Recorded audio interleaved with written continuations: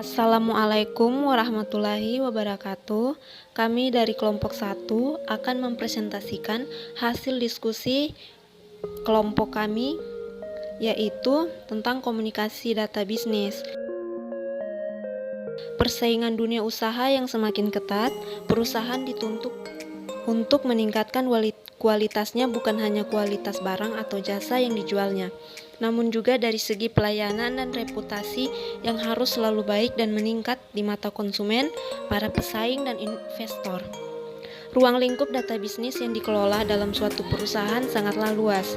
Hal tersebut membuat tidak sedikit perusahaan yang kurang mampu melakukan pengelolaan sumber dayanya dengan baik. Perkembangan teknologi memudahkan manusia di segala bidang apabila dimanfaatkan dengan baik sesuai dengan kebutuhan. Selanjutnya, jaringan sosial. Pada abad 21 sering disebut sebagai abad masyarakat jaringan. Perkembangan masyarakat jaringan ditandai dengan pengaruhnya teknologi komunikasi dan informasi yang memungkinkan pertukaran data dan informasi dalam level tinggi. Dua revolusi komunikasi dalam sejarah media melatar belakangi perkembangan masyarakat jaringan. Revolusi komunikasi struktural membawa perubahan fundamental terhadap ruang dan waktu. Media memungkinkan komunikasi antara dua tempat yang berbeda dalam waktu bersamaan. Dengan kata lain, memungkinkan manusia untuk menciptakan jembatan waktu. Selanjutnya, pengertian dari jaringan sosial. Jaringan sosial adalah sebuah pola hubungan sosial individu maupun kelompok dalam berbagai bentuk yang sifatnya kolektif. Adapun hubungan tersebut dapat berupa hubungan interpersonal yang bersifat ekonomi, politik, maupun hubungan sosial lainnya.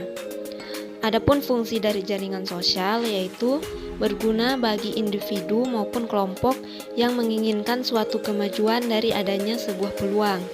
Terus, membantu dalam mengembangkan efektivitas dalam gagasan baru dan terjalinnya kerjasama antar individu maupun kelompok. Selanjutnya, internet.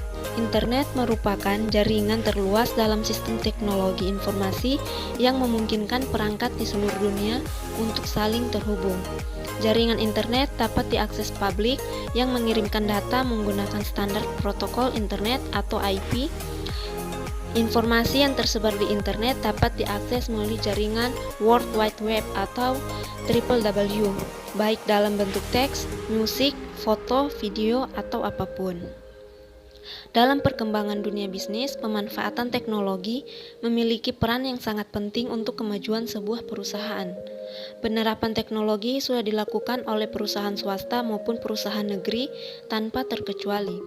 Penerapan teknologi baru ini menyebabkan munculnya perubahan dalam kebiasaan maupun habit yang baru dalam dunia bisnis. Selanjutnya, email. Pengertian email adalah singkatan dari electronic mail atau dalam bahasa Indonesia disebut surat elektronik. Merupakan sarana dalam mengirim surat yang dilakukan melalui media internet. Media internet yang dimaksud bisa melalui komputer atau handphone yang memiliki akses internet.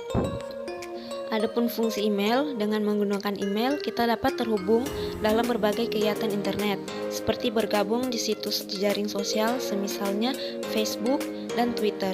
Maka saat pendaftaran akan membutuhkan email. Saat ini, email telah berkembang hingga memiliki fungsi yang sangat beragam. Mengirim file, foto, video, dan chat dengan teman dan keluarga menjadi lebih mudah. Selanjutnya, manfaat email. Yang pertama, lebih efektif, efisien, dan murah. Maksudnya adalah kita tidak perlu repot-repot untuk keluar rumah dan pergi ke kantor pos hanya untuk mengirim dokumen, foto, atau lamaran pekerjaan. Dan manfaat yang kedua, sebagai salah satu kunci untuk masuk ke jejaring sosial. Keberadaan media sosial dewasa ini seakan menjadi salah satu hal wajib yang harus dimiliki setiap orang. Untuk bergabung di media sosial tersebut, biasanya orang-orang yang akan bergabung untuk pertama kali harus registrasi terlebih dahulu. Manfaat yang ketiga, salah satu sarana promosi barang dan jasa. Bagi kita yang berkecimpung di dunia bisnis, maka email merupakan salah satu tempat promosi yang cukup efektif. Manfaat selanjutnya sebagai media informasi. Melalui sebuah email, kita juga bisa mendapatkan informasi-informasi terbaru dari seluruh dunia tanpa batas yang Anda inginkan dengan cara menjadi pelanggan dari media atau situs-situs berita terpercaya yang dipilih. Manfaat selanjutnya membuat blog atau website.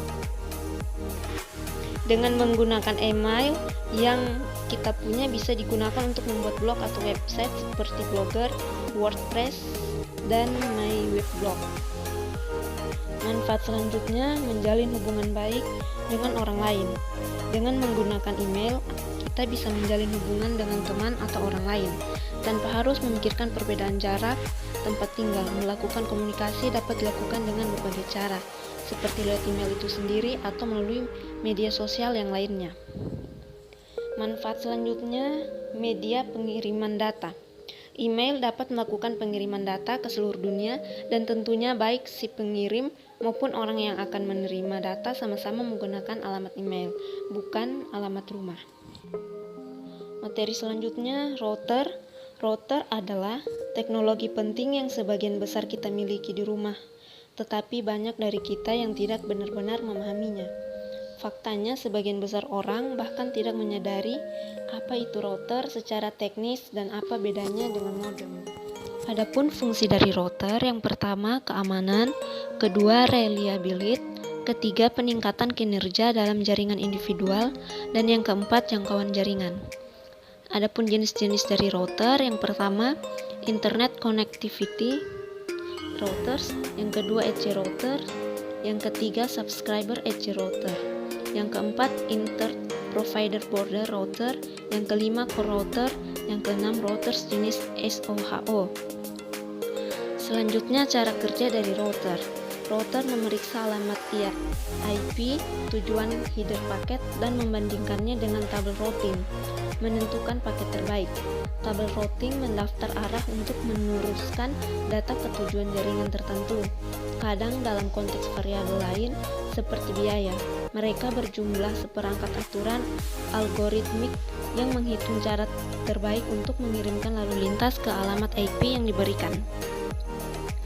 Adapun keuntungan dari router yaitu menyediakan koneksi antara arsitektur jaringan yang berbeda seperti Ethernet dan token ring dan lain-lain.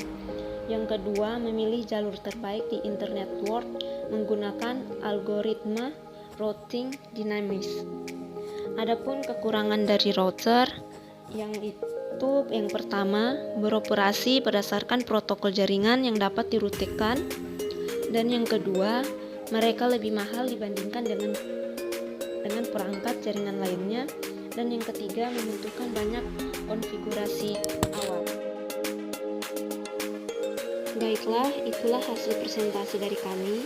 Kurang lebihnya mohon maaf. Saya akhiri. Assalamualaikum warahmatullahi wabarakatuh dan terima kasih.